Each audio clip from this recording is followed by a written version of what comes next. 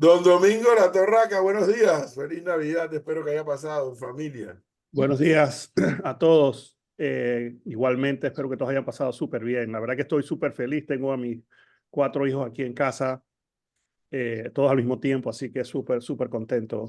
Gracias a Dios. Qué bueno, qué Sí, bueno que se pase en familia. sí. Oiga, Una observación, profe, muy brevemente, ¿no? Y creo que tú fuiste uno de las primeros periodistas que me entrevistó hace más de 20 y pico de años, cuando yo pasé por servicio público, y yo he mantenido, digamos, la responsabilidad de ser una persona pública, ¿no?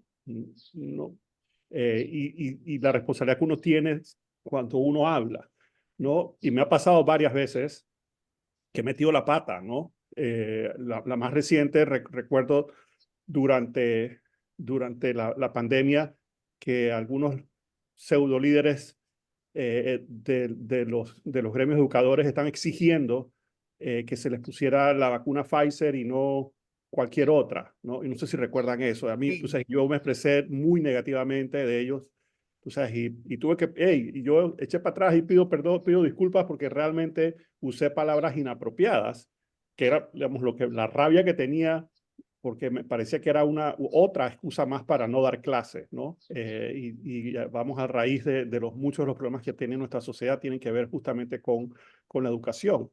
Pero, hey, inapropiadamente, y no porque tengo un puesto público, no porque tengo una posición en la Cámara de Comercio, nada de eso, sencillamente, hey, uno tiene que saber cuando hace cosas indebidas y la gente se lo hace saber. Y mucha gente me dice, hey, ve acá, tú nunca te expresas así, ¿cómo así que ahora de repente empiezas a utilizar ese tipo de palabras, ¿no?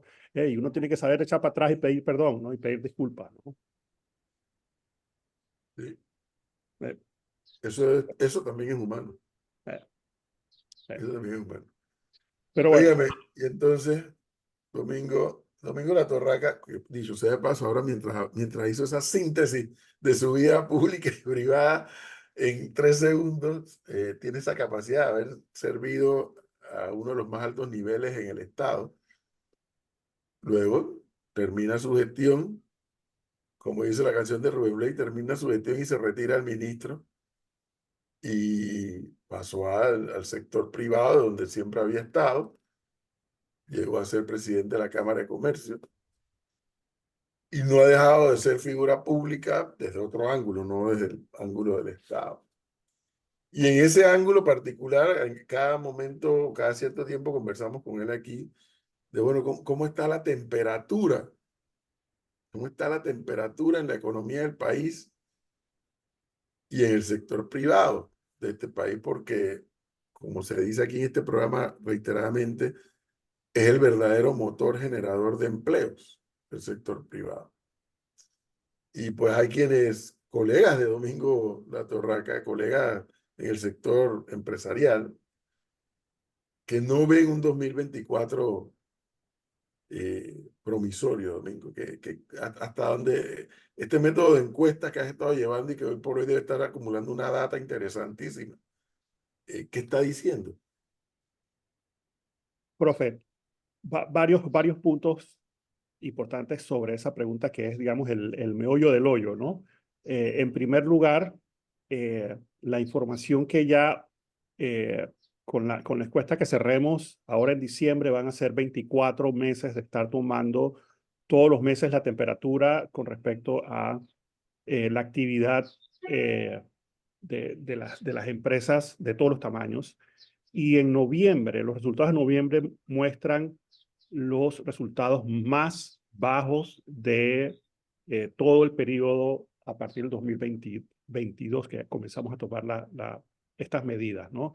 Y obviamente tiene que ver con los cierres de las vías de comunicación, con la interrupción de la actividad del empleo producto de eh, estas protestas, que yo creo que habría que separarlas en dos, pero no es el caso ahora, ¿no? Así que la temperatura está en el nivel más bajo y ese es el primer punto.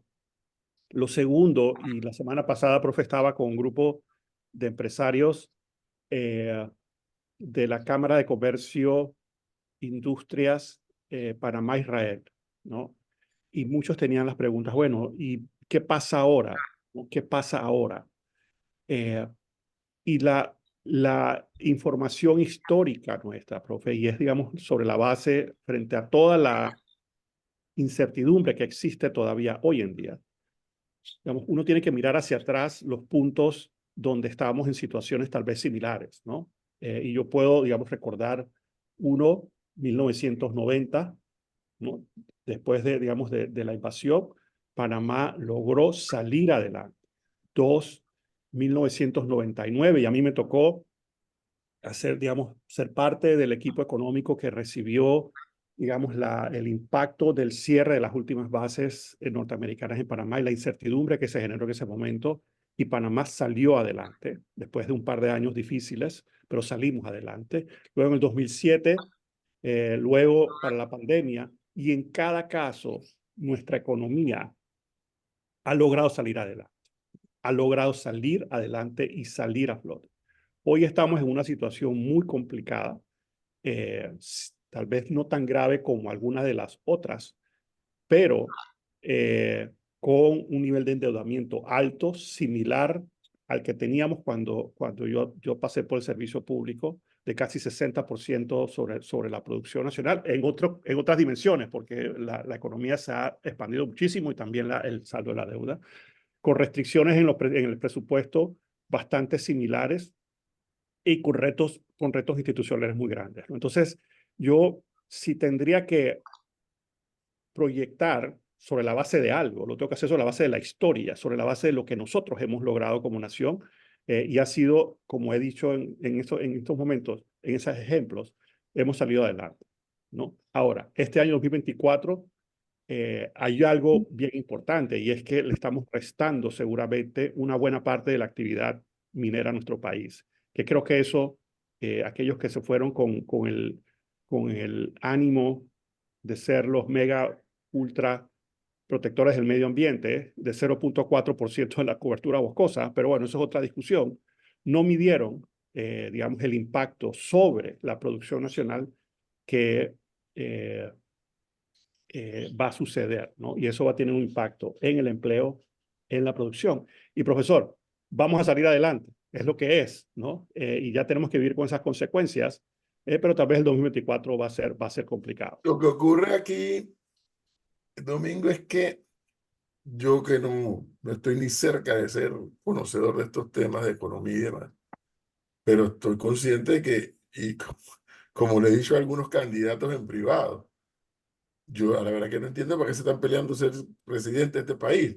Seguro social, ahora la papa caliente del cierre de la mina, y las consecuencias del desempleo, que como consecuencia genera un desempleo de gente, de panameños. eh, el sistema de salud, el sistema de educación, Ujú. no veo las cosas claras en ese sentido. No están claras y son retos gigantes, en efecto. Tiene que venir alguien, eh, y por supuesto no todo se puede hacer al mismo tiempo y de una sola vez. Hay que hacerlo de manera estructurada, ordenada, porque realmente va a tomar un esfuerzo, digamos, como país importante para ir implementando las medidas que se requieren para enfrentar los retos estructurales que tenemos. Además, profe, no deja, hay otros retos eh, muy importantes para nuestra sociedad y que tiene que ver con el cuestionamiento que hoy a nivel mundial yo diría que se le está haciendo, digamos, a nuestro modelo económico y tiene que ver con la capacidad o la incapacidad del Estado de prestarle servicios públicos básicos de calidad a nuestros ciudadanos, comenzando con, por supuesto, como ya lo mencioné, con la educación, pasando por los servicios de salud, pasando por el transporte público, ¿no? Que haya más metro y menos diablo rojo, que haya más metrobús y menos taxis amarillos o taxis piratas. ¿No? Temas fundamentales en donde el Estado, por no querer enfrentar la necesidad urgente de reorganizar los servicios públicos para ofrecerle los servicios que deberíamos tener, digamos, el servicio, todo el tema del agua, ¿no? De la distribución, comercialización, cobro de agua, no queremos enfrentarlo, no queremos seguir poniéndole parches y pensando que no seguir pateando la bola hacia adelante. Y esos son también retos importantes que tienen las próximas autoridades, ¿no? Domingo, uno de los debates que se dio la semana pasada, luego que el Ejecutivo señaló que iba a presentar un nuevo proyecto de ley de presupuesto general del Estado para el 2024, fue el tema de la ley de responsabilidad fiscal.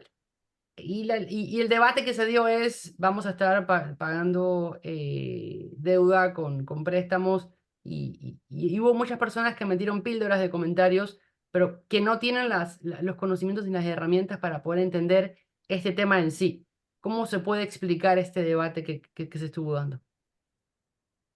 Mira, Leo, por supuesto que es contrario a las buenas prácticas el financiar el gasto de operación, digamos, para ponerlo, digamos, en términos más, digamos, que más gente entiende, digamos, es como pedir prestado para pagar tu alquiler, como pedir prestado para pagar cosas o sea, para pagar cosas de tu operación, ¿no? Uno pide prestado para comprar una casa, uno pide prestado para comprar un vehículo, ¿no?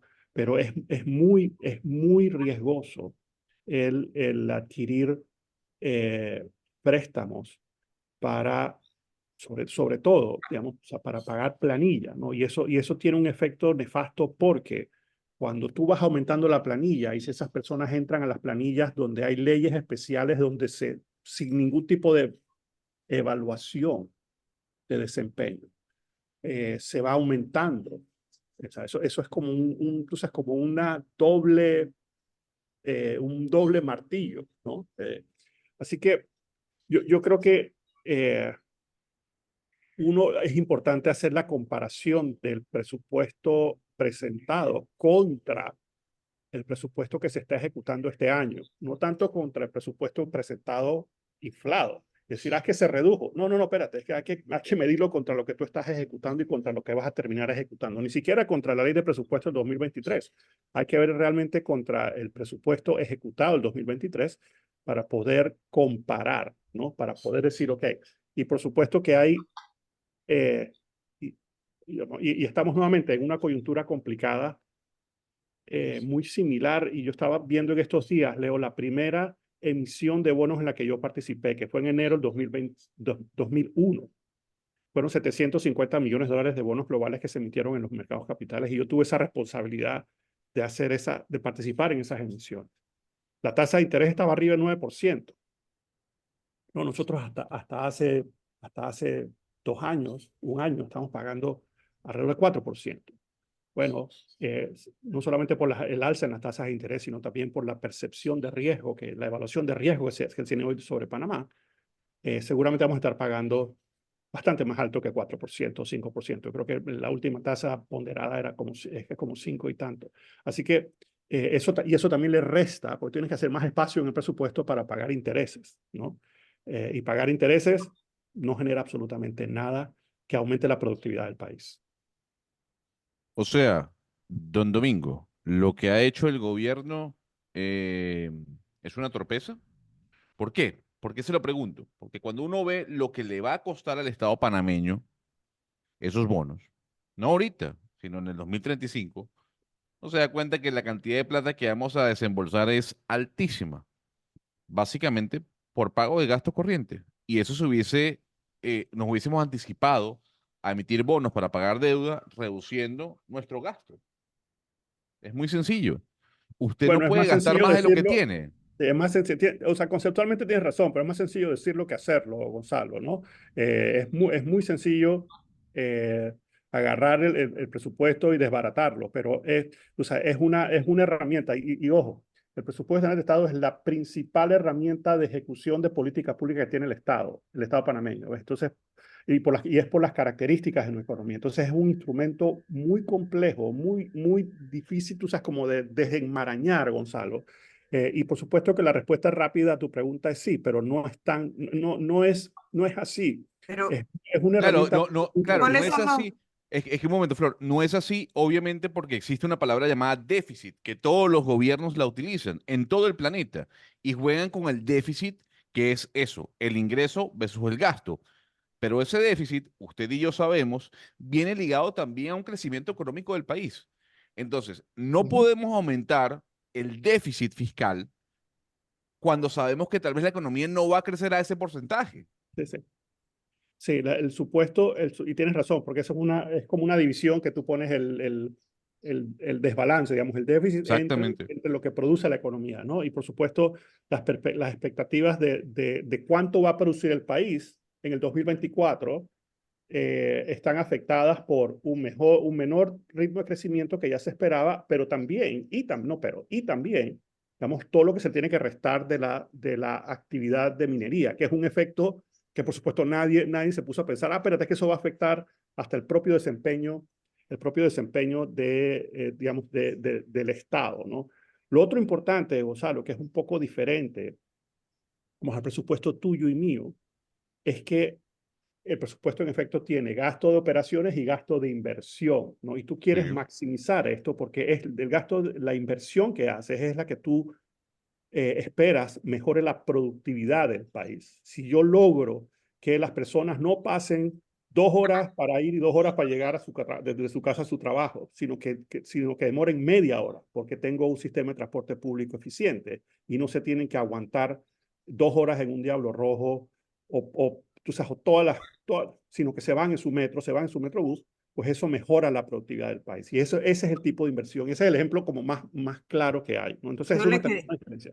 Sí, sí, yo Flor. le quería preguntar era cuáles serían esos renglones más difíciles de desenmarañar o de recortar, o si es el presupuesto en su totalidad que se hace difícil de hacerle recortes. Sí.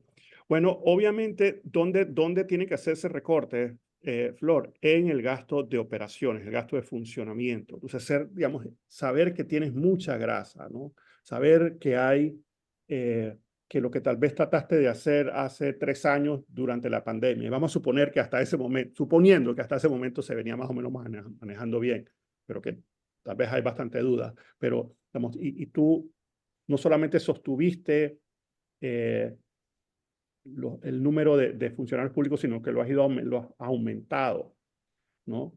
Y seguramente puede ser mucho más eficiente. Eso es un claro ejemplo, ¿no? También eh, hay logros de gastos de funcionamiento que pudiesen también revisarse y buscar eficiencia, ¿no? Es una tarea difícil, ¿no?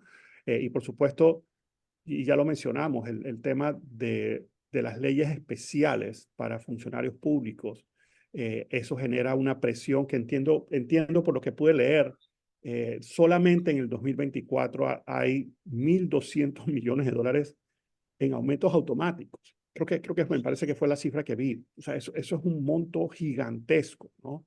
Eh, y eso le resta recursos al Estado, por supuesto, ¿no? Yo quisiera Lo que, hacerle una pregunta, profesor, y discúlpeme. Usted fue ministro de Economía, eh, Viceministro. viceministro de Economía, y aquí cuando hablamos con el candidato Martín Torrijos, y se le preguntó, oiga, usted viene quejándose de el manejo de la economía con quien fue ministro suyo. O sea, es que Alexander también fue ministro de Martín Torrijos. Y él decía lo siguiente, sí, pero es que eran dos presidentes y somos dos presidentes completamente diferentes. ¿Usted qué cree que ha cambiado o usted cree que la gestión de Alexander, por qué sí fue buena con Martín Torrijos, dirían algunos, dejando al Estado sano, económicamente hablando, y aquí, digamos, han llovido una gran cantidad de críticas sobre su gestión? ¿Usted cree que depende también de quién esté gobernando o quién esté a la cabeza del Estado? Claro, por supuesto, el liderazgo siendo un país súper presidencial, yo diría que son dos cosas, Gonzalo. Y nuevamente, el primero, por supuesto que el liderazgo al más alto nivel del Ejecutivo es sumamente importante. Y también, y también, digamos, la relación que tiene el órgano ejecutivo con el legislativo es muy importante. Y yo creo que en el tiempo, el órgano legislativo ha asumido, digamos, ha tomado un poder eh, más allá del que a mí me parece que es razonable, ¿no? Y me parece que, digamos, que ese balance está hoy muy, muy concentrado el poder en la Comisión de Presupuesto de la Asamblea, ¿no? Y ahí, digamos, o sea, y es parte, yo creo que del reto que tenemos como nación. Cómo tú, sin romper el orden constitucional de nuestro país, entonces tú vuelves a encontrar ese equilibrio donde la Asamblea juega un rol fiscalizador, pero no un rol de ejecución, ¿no? Y creo que es el reto que tenemos como nación de volver como a encontrar ese balance nuevamente sin romper el orden, ¿no? Domingo, aquí se habla después de las protestas y demás, de que Panamá puede llegar a perder el grado de inversión. Yo estoy revisando la presentación que hizo la empresa de la que usted forma parte, Elemente, en torno a este tema, pero hay muchas personas que hablan de perder el grado de inversión y no saben lo que es. ¿Qué significa para un país como Panamá perder su grado de inversión directamente? Lo primero es qué significa, digamos, digamos, la calificación de riesgo, Leo, y tiene que ver con, y, y, y el contexto es que Panamá emite en los mercados internacionales instrumentos de deuda, ¿no? Y personas e instituciones la compran, ¿no? Y nos dan efectivo. Entonces, la calificación de riesgo tiene que ver con la evaluación que hacen estas agencias de que Panamá no pague, ¿no? ¿Cuál es el riesgo de que Panamá no pague, ¿no? Entonces, mientras el riesgo sea más alto, el costo de financiamiento es más alto, ¿no? O tal vez llega a pasar que hay instituciones que sencillamente, por el riesgo que tiene Panamá, o pudiera llegar a Panamá o cualquier otro país, dicen, nosotros mejor no compramos esos instrumentos. Y Panamá, desde que yo pasé por el servicio público, eso fue hace 23 años, ha mejoró muchísimo y llegó a tener una calificación de grado de inversión, que es eso, lo que es el nivel de riesgo que se asocia con el país es muy bajo, ¿no? Y súper bien, ¿no? En los últimos años hemos perdido digamos, esa calificación y estamos esa evaluación de riesgo. Y el riesgo de Panamá hoy es muchísimo más alto. O sea que el mercado dice, hey, los chances de que Panamá no pague su deuda han aumentado, ¿no? Y esa es, digamos, la evaluación de riesgo. Las calificadoras de riesgo son empresas que el Estado panameño contrata para que hagan esa evaluación, ¿no? Así que son agencias, son empresas que se contratan por parte del Estado para hacer esa evaluación. Y Ahora, siguiendo esa misma línea, ¿qué posibilidades hay de que Panamá pierda sí, su grado de mira, inversión? hay dos cosas. Uno, la percepción del mercado es que Panamá ya la perdió, ¿no? Y si tú revisas los precios de los instrumentos financieros que están en los mercados internacionales, Panamá ya perdió el grado de inversión. Digamos, los precios a los cuales se están negociando esos instrumentos ya se toma por descontado que Panamá ya perdió el grado de inversión. La otra es que si eventualmente eso sucede, cada emisión de nuevos instrumentos va a tener, digamos, un costo mayor. E inclusive se va a hacer un poco más difícil. Panamá va a continuar teniendo acceso, porque Panamá ha sido, digamos, un emisor de instrumentos, digamos, muy, muy bueno y responsable. Eso ha sido así. Ahora, el costo, y te acuerdas que les dije la primera emisión en la que yo participé, el costo de financiamiento fue de casi más de 9%.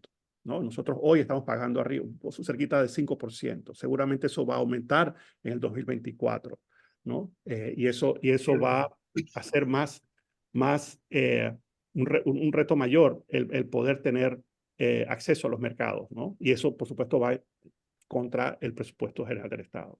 Mire, aquí Flor, cada vez que yo le digo que nos vamos a tener que apretar el pantalón, ella dice, pero ¿por qué? Si hay que apretar, quienes tienen que apretarse el pantalón son quienes lideran o cabalgan el gobierno dentro del Estado. Yo no he dicho Y eso. un momento, y trae colación Está la diciendo una situación de parte del Argentina. cuento.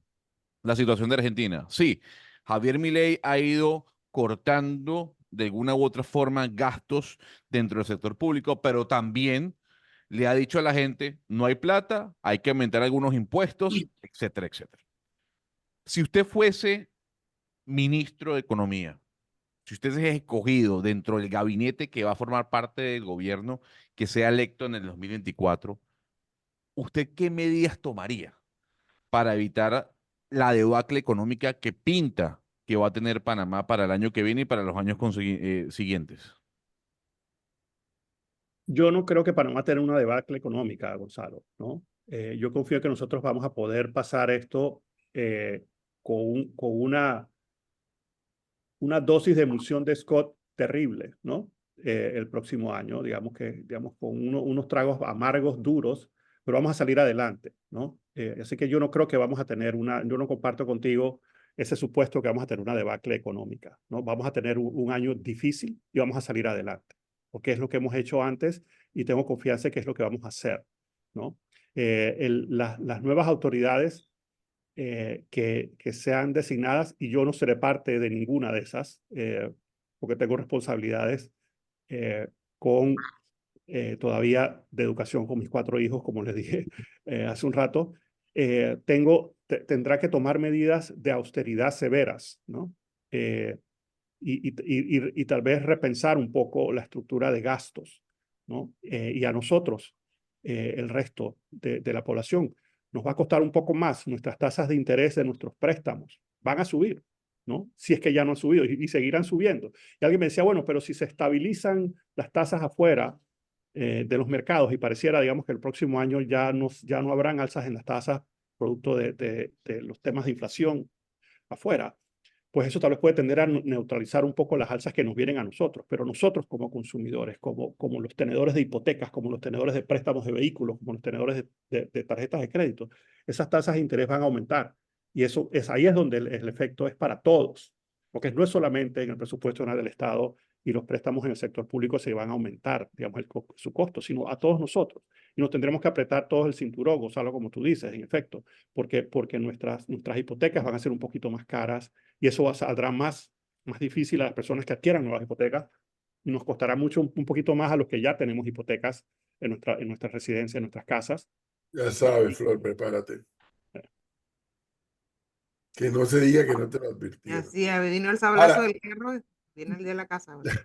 la pregunta aquí al final de esta historia, Domingo, bueno, al final no, sino cuando esto está por comenzar, siempre es más fácil hablar del presupuesto del Estado, del déficit, de si la planilla está abultada, de cuánto es la ejecución presupuestaria por institución. Eso siempre va a ser más fácil porque está allí público.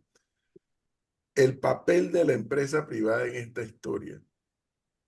¿Cuál cree Domingo La Torraca debe ser? Saliéndonos por un segundo del tema del Estado o la administración del Estado por parte del gobierno.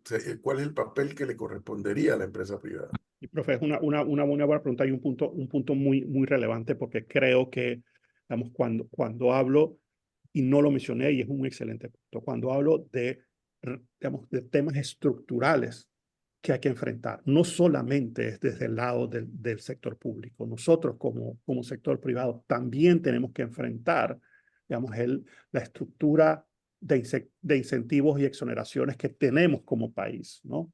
Y repensarlo, ¿no? Y revisarlos, ¿no? Y eso no solamente nos toca en el sector privado, nos toca a todos, ¿no?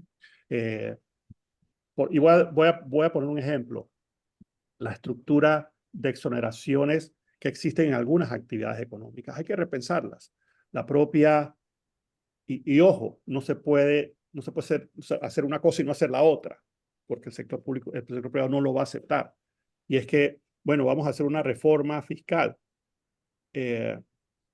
Claro, del gasto y de la estructura de ingresos. Yo creo que es importante que se revise, ¿no? El peso, la presión tributaria nuestra es una de las más bajas, si no la más baja en Latinoamérica, ¿no? Y hay que revisarla. Y eso le toca. Y el sector privado tenemos que entender que eso nos toca. Y tiene que ser en paralelo con la revisión de la estructura de gastos el sector público, para que haya Domingo, una viabilidad. hay un elemento que creo que es que muchos panameños no terminan de entender. Todo cuesta, no hay nada gratis. No hay nada gratis. A ver, aquí discutimos a cada momento que si reforma fiscal, que si reforma tributaria, yo me mantengo y sostengo.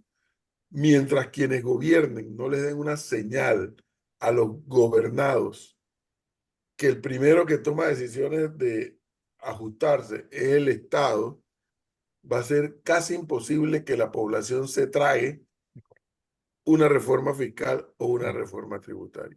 Dicho eso, puedes coger modelos que aparentemente funcionan, por lo que uno ve y oye. En el caso de la salud y de los medicamentos, como es Colombia y como lo es España, oye, pero qué baratas están, pero pocas veces la gente dice, no, pero es que además están subsidiadas. ¿Y de dónde sale la plata del subsidio? Si no es del bolsillo de los contribuyentes. Entonces, tenemos que ponernos de acuerdo en qué es lo que queremos hacer. No con eso estoy justificando la ineficiencia en el sistema de salud con el tema de las medicinas. Pero si quisiéramos copiar un modelo como el español o como el colombiano, hay que saber que eso tiene una carga de subsidio fuerte. Y no hay nada gratis en el Estado. Así es. No hay nada gratis, así mismo es. Fíjese, y voy a echar para atrás en el tiempo. Entre el 2000 y el 2002, estamos atravesando digamos, la crisis económica ocasionada por el cierre de las últimas bases norteamericanas y toda la incertidumbre que se generó alrededor de eso, y también, digamos, la crisis de los llamados .com, ¿no? Entonces eso había una crisis económica a nivel del mundo. Y nosotros se estableció el gobierno y el sector privado una mesa de negociación para tratar de reactivar la economía.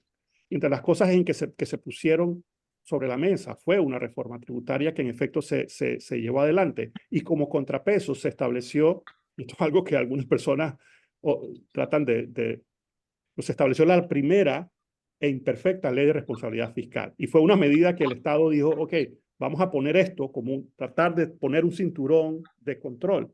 Y luego no se cumplió, se reformuló, se mejoró, y Panamá logró reducir su nivel de endeudamiento. Panamá logró hacer las cosas bastante bien hasta hace algunos años. Digamos, y es el saber que hay que enfrentar retos y que en efecto, como tú dices, profe, no hay nada gratis, ¿no? Las cosas se tienen que pagar. Ahora, hay mucha eficiencia que se puede encontrar, digamos, en el ejemplo que tú das de los servicios digamos, de salud. Hay mucha eficiencia que se puede lograr si tuviéramos un sistema único de salud. Pero tenemos que enfrentar ese reto y no nos atrevemos porque hay gremios y hay presión y hay cosas, pensando que eso lo que va a desmejorar, digamos, al equipo técnico del sector público. No lo va a desmejorar, seguramente lo va a mejorar muchísimo, pero tenemos que enfrentar esos retos, ¿no? Bueno, Yo veo muy optimista a don Domingo, ¿no?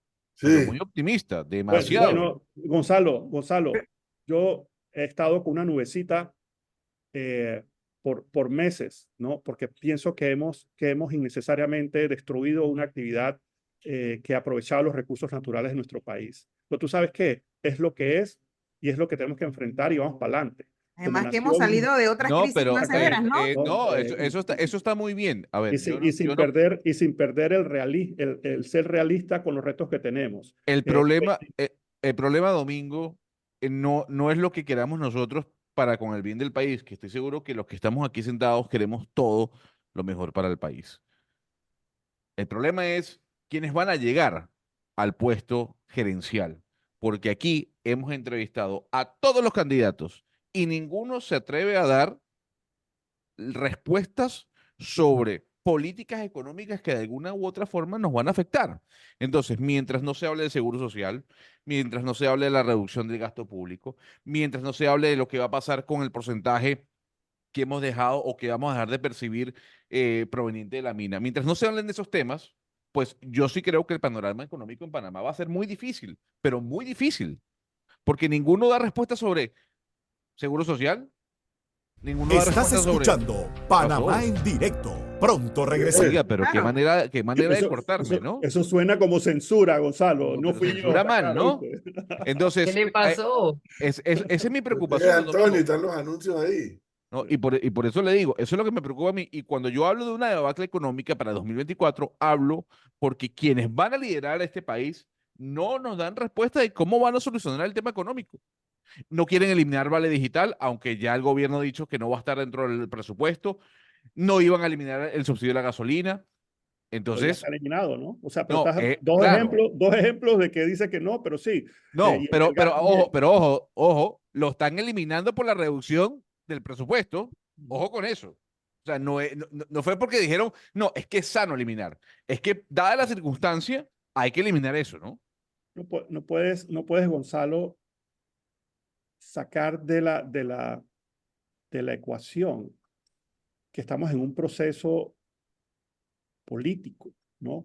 Donde cada palabra digamos, que las campañas publiquen están afectados por eso, ¿no? Y tienes razón, digamos, ojalá, pero ese es en el mundo perfecto, ideal, ¿no? Pero ese mundo perfecto ideal no existe, Gonzalo, ¿no? Ese mundo donde tú dices, hey, esto es lo que yo voy a hacer, aquí está la píldora, aquí está la emulsión de Scott, ¿ves? Ta, ta, ta, ta, ta, ta, ta, ta. Eso no va a pasar. Lo que tenemos que, tú sabes, tal vez escuchar entre líneas en privado y pensar. Y yo te digo, vuelvo y te diga, sí, yo soy optimista, pero yo estoy bien realista también. El año 2024 va a ser complicado, va a ser difícil, pero vamos a salir adelante. Y yo me baso en eso, sobre la base de la experiencia que hemos vivido. O sea, Mire, ese es el punto. dándole las gracias a Domingo La Torraca, pero finalizo con él para ponerle el pie en el estribo a nuestro siguiente invitado. Hay inversiones como la cuarta línea de transmisión, la integración con Colombia desde el punto de vista de energía, que son inversiones fuertes, muy fuertes, con complicaciones.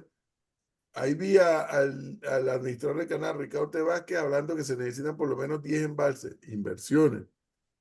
Pero viene el otro componente, el componente, además del económico, el componente social y naturalmente el componente político, que gravitan sobre todo estas grandes decisiones. Lo de la cuarta línea, ahora escuché que tal vez la van a licitar. Dudo que lo hagan. Fíjese que dudo que lo hagan. Y ya estamos tarde con la cuarta línea de transmisión. Ya no hay más que decir con el tema del canal y los embalses que hay que hacer. Ya no cabe un estudio más. Y no veo bueno, en estos 5 meses que quedan no lo veo ejecutando nada en esa dirección. Entonces lo que estamos haciendo es que mientras sigamos postergando estas grandes decisiones, con ese aceite de ricino, con ese aceite de hígado de bacalao que quiere Domingo que nos tomemos, pero hay que tomárselo. Así es. Hay que tomárselo, pero mientras seguimos, vamos a estar como los chiquillos corriendo, pues, que abre la boca, y no, entonces el chiquillo sale corriendo para no tomarse la emulsión de Scott.